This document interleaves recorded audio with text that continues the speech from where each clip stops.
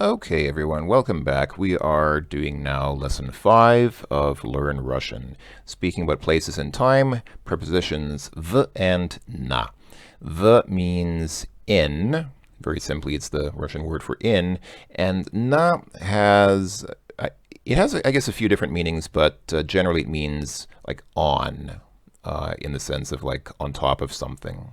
So, but it also has other meanings. Like here you can see "в is in the office. That's pretty clear. But then "на работе" is in English this would be at work. So when you're at work in Russian, you say you're "на работе." So prepositions like this can be very tricky in languages because they're often different. I mean, like I said, in English, you wouldn't say you're on work, you'd say you're at work. But in Russian, you say "на работе." So you kind of have to get used to the prepositions. This can be one of the most confusing things about learning a language. So let's go ahead and get started. Here again, we have a dialogue that we have to слушайте, we have to listen to it, and then complete the dialogue. So let's get started. Привет, ты где? Okay, ты где? The word где means where. So you can say где ты, where are you, or ты где is the same thing. You are where. Я в баре. Я в баре. I am in bar, in a bar or in the bar, but of course Russian doesn't have or the, so я в баре. А ты где? Aha, and you are where? Remember I mentioned in the previous lesson getting used to using the word a. So here's a good example of where you'd use a in Russian. She answers his question by saying, I'm in a bar. And then she says, aha, but where are you? And this is where you'd use a. You wouldn't say no because, well, I guess you could say no, but that doesn't really fit because it's like, no is like for something that contradicts or that sort of goes against what was said. But in this case, it's not a but, it's just an addition. She's saying, in English, you could say both and where are you or but where are you. So this is kind of the case where you'd use in Russian because it means both. It means and but. So, yeah. Ты где? I'm in a bar. And where are you? Or, but where are you? Okay. А я в офисе. Обедаешь? Okay. А я в офисе. So he's saying, again, with the use of well, I'm in the office.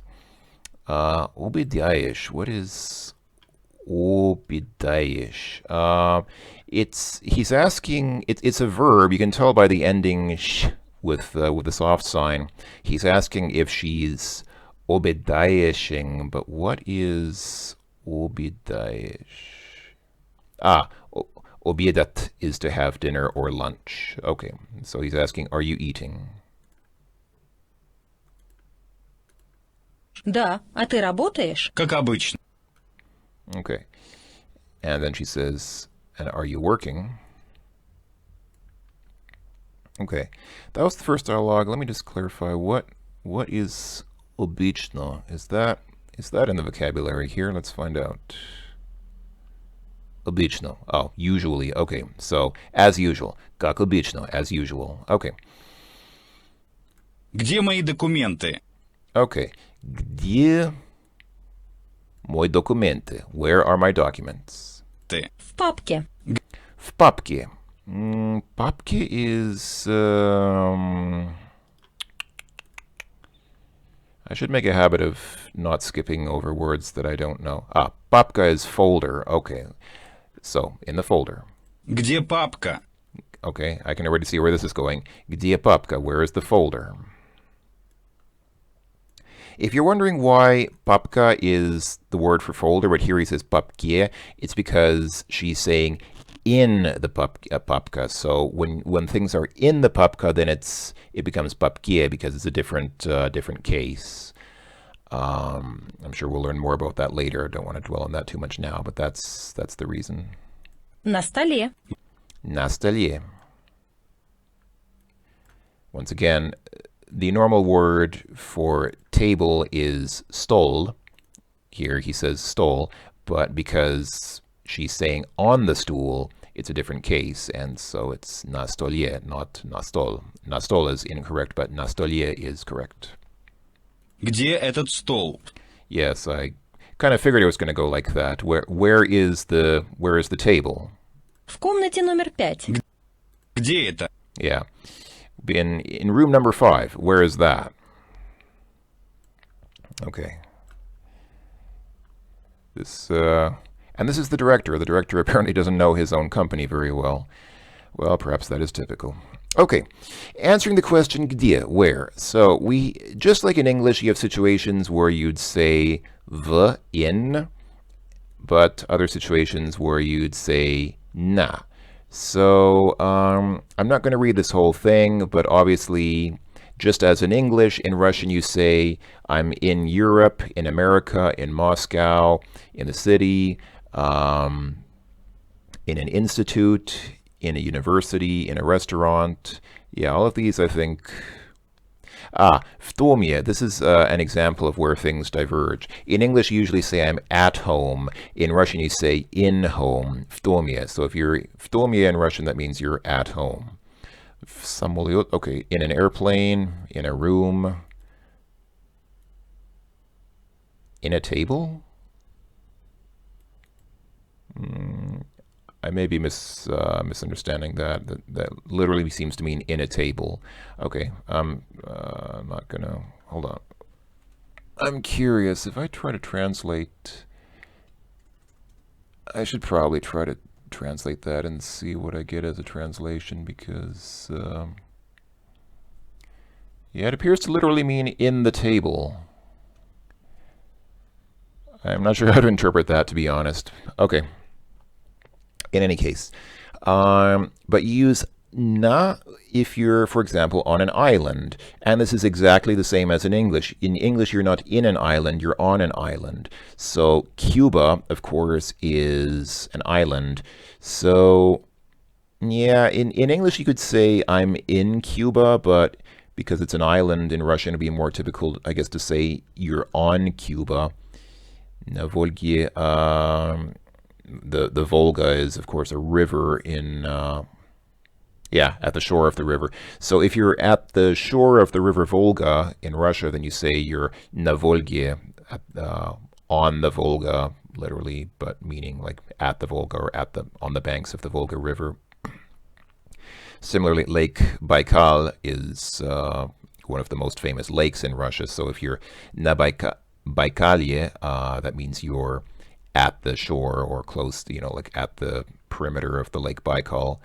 Na more, at the sea. Na Urali, the Ural Mountains. So that means you're in the mountains. Yes, and for processes like na работе, at work. Okay, I'm not going to read all of these, obviously, but these are good to know. I think it highlights these specifically because these are probably some of the most important ones, or perhaps the most confusing ones. These might be some of the ones that that are counterintuitive. Like, for example, na vokzalye. Vokzal is a train station. You wouldn't normally think, it wouldn't make sense to say you're on a train station, but that is what you say in Russian. Or similarly, if you're at a stadium attending like a sporting event or conference in a stadium, you're on the stadium, na stadione. So there are a few cases like this where it doesn't really make much sense, but that's just how the language phrases it. So it's important to, if you want to really speak the language properly, it is important to know these. But don't worry about this too much right now. Don't freak out about learning all of these right now. This is actually the so-called short list. If you come here, I guess there's even more. Yeah, there's a lot of explanation on this here. You can read this here.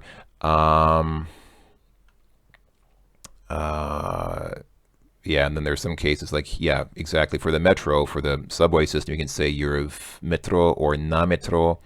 V metro means you're in the metro, like you're in the system. Na metro means by means of the metro. So, I tend to be fairly relaxed about this kind of thing.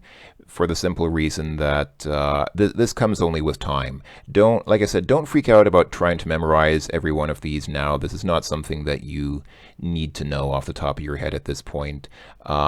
It's a good idea to maybe read through this once or twice just so you kind of have an idea of how it works, but don't feel like you have to memorize each of these exactly as it is right now. You can come back to this later. So do keep this in mind. Do kind of maybe keep this on hand, because this is something important to know. You will want to know this later if you really want to speak the language fluently. But like I said, you don't have to memorize each of these now. So don't flip out too much about memorizing each of those right at this very moment. And now we have an exercise about exactly that, about sorting things based on whether you're v or na. So, for example, szkole, you are w szkole, in school. But for work, we already mentioned, you're na robocie, you're at work. Oficie, we mentioned that too. W oficie, you're in the office. In a club, you can be w klubie. Koncert, aha, you're not, in English you'd say I'm at a concert. In Russian, you're na koncerte, at the concert. Magazynie, a store, you're in the store. Встречи, what is встречи? Let's check this out. Oh, at a meeting. Okay, встреча is meeting. So you are not in the meeting, you are na встрече. That's, I believe, isn't that? I think that's correct. Also, teatr is, yeah, theater. Are you? No, you're in the theater, aren't you? Yeah, theater uses v, so v teatre is in the theater. Okay, countries, pretty straightforward. В России is the correct form of saying you're in Russia, just like in English. Same thing for Hispania, for Spain, in Spain. And New York, in New York. You're in New York. But Yuge is the south, and that's not a specific place, it's a direction. So compass directions like north, south, east, west, those are na. Na Yuge, in the south. Saite, I believe this means like a website, so you're na saite, meaning on a website. I believe that's correct. Na obedie, I know it's na obedie, but what is obedie? Oh, yes, to have dinner or lunch. That's right. Thought it sounded familiar. Restauranie, you are in a restaurant. Семье, in the family. And birge is... No, what is birge? Stock exchange. Once again, don't think that's a word you're going to need to learn too intensely right now. Probably don't need to worry too much about what is stock exchange in Russian. Okay, let's move on. And here, it's the same thing, except now we're typing it in instead of dragging with the mouse. So now we type in with the keyboard. Is it v или na? Genrich работает Firme, I think that is v. He works in the company. Genrich is probably, is that like the Russian form of Heinrich? Many names which start with H in English start with a G in Russian. This can be kind of confusing as well. Like for example, the German philosopher Hegel is known as Gegel in Russian. Or I guess perhaps a more famous example, Hitler. Hitler is usually Gitler in Russian. So this is very often the case for German names that start with H. They usually start with G in Russian. I don't know what Genrich is supposed to be. I believe this is probably the Russian form of the German name Heinrich. But let me actually, just because I'm curious now, let me look this up. Is Genrich what I think it is? Genrich. Oh, it's the Russian form of Henry. I wonder if is Henry the English form of Heinrich? Probably. These names are all related. They all have kind of a shared history. Okay, anyway, it's a name. Anyway, you work в фирме. You work в фирме, in the firm. Ольга сейчас на обеде. She is, that was, I already forget. I apologize. I'm bad at memorizing these things. That was at a meal, right? Yeah, to have dinner, lunch. That's what I thought. Okay. Мы и наши друзья отдыхаем острове. What's острове? So we and our friends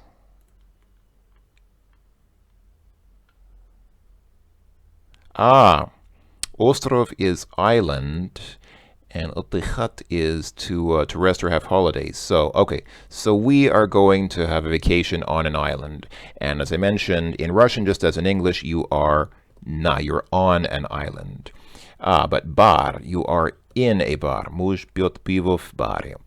Man drinks beer in a bar. And park, I know, is also just as in English, you're in a park. Дети отдыхают в парке. The children are resting in the park. Профессор читает лекции. Auditori, in an auditorium. Okay, it's pretty straightforward. Инна смотрит фильм в кинотеатре. Okay, you're in a кинотеатр, movie theater. And here is just theater, so not a movie theater, but ballet. Они смотрят балет в театре. They are looking at ballet in a theater. Твой кофе на столе. Your coffee is on the table. Apparently you can sometimes be in a table. I'm still confused about that in a table thing. If somebody wants to clarify how can you be in a table, feel free to clarify in the comments, because I'd also like to know how can you be in a table. Где твои родители? Where are your parents? Они Yuge is, again, the south, so again, compass directions like that. Ani na yuge, they are in the south. Okay, that was pretty straightforward based on what we've seen so far. I think that was actually easier than I was afraid it might be. Okay, time of day. Что is what? So, yeah, I mean, you say what is it, meaning it's утро, день, вечер, or ночь. But когда is, утrom, in the morning. I mean, you can read it here. I think this is pretty self-explanatory. Мой день, my day. Okay, so this is probably this gentleman here talking about his day. Have we already reached the end? This was a considerably shorter lesson than the previous one. All right, let's go ahead and I'll play this dialogue once just so that we can hear it. Привет, меня зовут Смит, Макс Смит. Я налоговый инспектор. Я работаю в инспекции. Моя жизнь – это как план. Коллеги говорят, что это неинтересно, но я думаю, что это очень хорошо. Я один. У меня нет жены, нет собаки, нет кота. У меня есть квартира. Это неплохо. Утром я ем йогурт, бутерброд и пью чай. На работе я смотрю документы и читаю аналитические статьи. Днем я обедаю в кафе и говорю с коллегами. Я ем суп, пиццу и пью чай. Вечером дома я смотрю телевизор, футбол. Потом я сплю. Okay. Pretty straightforward. Mr. Max Smith has a very straightforward life. Seems like a very Spartan, very straightforward man. This is crossed out because he does not have a wife or pets. He works hard, watches television, and he loves his work. So very straight-laced sort of company man. Okay, let's see now if we can answer these questions. Когда он обедает? When does he take his lunch or dinner?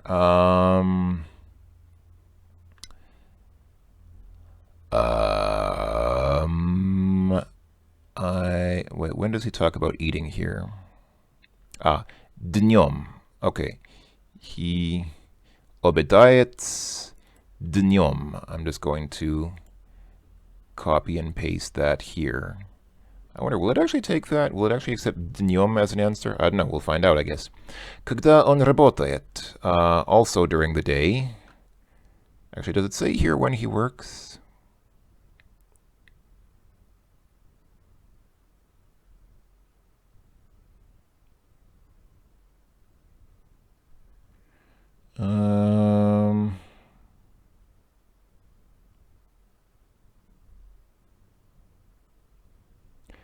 I don't see any indication, unless I'm missing it, I don't see him mentioning when he works, but I'm going to assume the same thing, that he works during the day.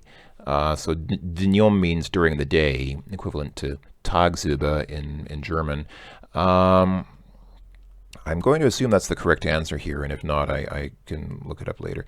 Okay, когда он ест йогурт? When does he eat yogurt? Where does he talk about yogurt? Here he's talking about eating soup and pizza.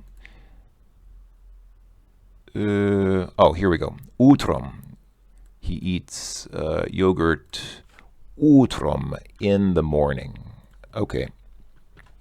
Когда он пьет чай? When does he drink tea? Also in the morning. Утром he eats yogurt and бутерброд, literally like a butter bread, but basically sandwich, and drinks tea. Утром. Oh, and also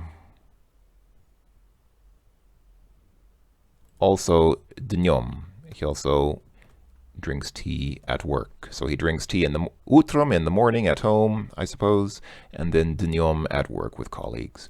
Когда он смотрит телевизор? Pretty straightforward. He watches television вечером, in the evening. And then finally, когда он спит? When does he sleep?